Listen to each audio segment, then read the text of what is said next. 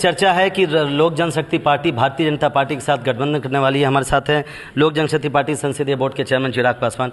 चिराग, ये बताइए, क्या ये खबर कहाँ तक सही है कि लोक जनशक्ति पार्टी अब बीजेपी के साथ गठबंधन करने जा रही है? देखिए, इस बात में अभी कोई सच्चाई नहीं है। पार्लियामेंट्री बोर्ड की हमारी बैठक होनी है, जो कि 1-2 दिन में होगी। उसके बाद ही पार्टी की आगे की रणनीति क्या है, उस पर कोई निर्णय लिया जाएगा।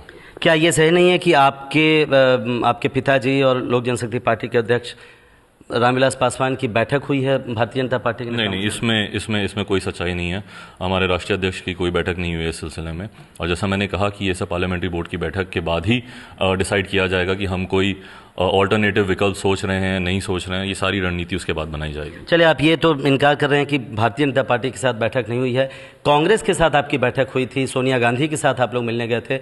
उस अलायंस का क्या हुआ? आखिर वो अलायंस अब तक क्यों नहीं ज़मीन पर उतर पा रही है? उसमें देरी क्यों हो रही है? देखिए, मुझे नहीं पता कि देरी की वजह क्या है, बट हकीकत यह है कि देरी से नुकसान सारी पार्टियों को हो रहा है। और चुनाव क्योंकि अब सर पर हैं, तो ज़रूरी है कि अलायंस को लेकर अब क्लैरिटी आ जानी चाहिए।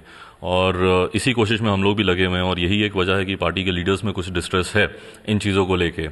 और इस डिस्ट्रेस को क्लियर करने के लिए ही पार्लियामेंट्री बोर्ड की बैठक अभी हो रही है और उसमें निर्णय लिया जाएगा आगे की रणनीति क्या है। एक सवाल आपसे अभी तो पूछा गया, जिस तरह से आप जब टॉक्स की शुरुआत हुई थी आरजेडी और कांग्रेस के साथ, जेडी नेताओं की तरफ से कुछ ऐसे बयान आए थे जिस पर आप लोगों ने आपत्ति जताई थी। क्या उसकी वजह से देरी हुई है और इस देरी का कितना नुकसान आपको उठाना पड़ रहा है? और अगर देरी होती है तो क्या आप अल्टरनेटिव अलायंस के बारे में सोचेंगे? देखिए, यही सारी बातें हैं, बयानबाजी हो या जो देरी हो रही है या ये अलायंस किस तरह से मेटरलाइज होगा, नहीं होगा, यही सारे मुद्दे हैं जिसके लिए कि ये पार्लियामेंट्री बोर्ड की बैठक हो रही है। और इन सारे मुद्दों पे मंथन होगा, इन सारे मुद्दों पे सोच विचार कर ही आगे की रणनीति तय की जाएगी। एक आखिरी सवाल, नरेंद्र मोदी को अभी एसआईटी से क्लीन चिट मिली है।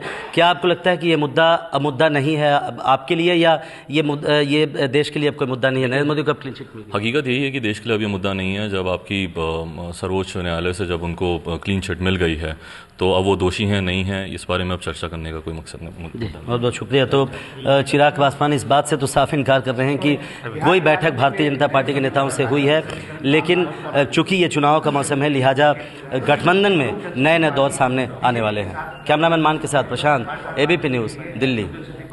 तो आपने सुना वहां पर चिराग पासवान को, उन्होंने कहा जब क्लीन चिट मिल गई तो फिर कोई मुद्दा नहीं है। यानी नरेंद्र मोदी और गुजरात के दंगे अब कोई मुद्दा नहीं है लोक जनशक्ति पार्टी के लिए। ये इसलिए अहम हो जाता है क्योंकि इस तरह के संकेत आ रहे हैं कि अब लोक जनशक्ति पार्टी एनडीए की तरफ जाने के लिए तैयार है। ऐसे में ये जो बयान आया है चिराग पासवान का, काफी अहम हो जाता है। मोदी अब देश के लिए मुद्दा नहीं है। गुजरात दंगों और मोदी का कनेक्शन अब देश के लिए मुद्दा नहीं है, क्योंकि क्लीन चिट मिल चुकी है नरेंद्र मोदी को एसआईटी से।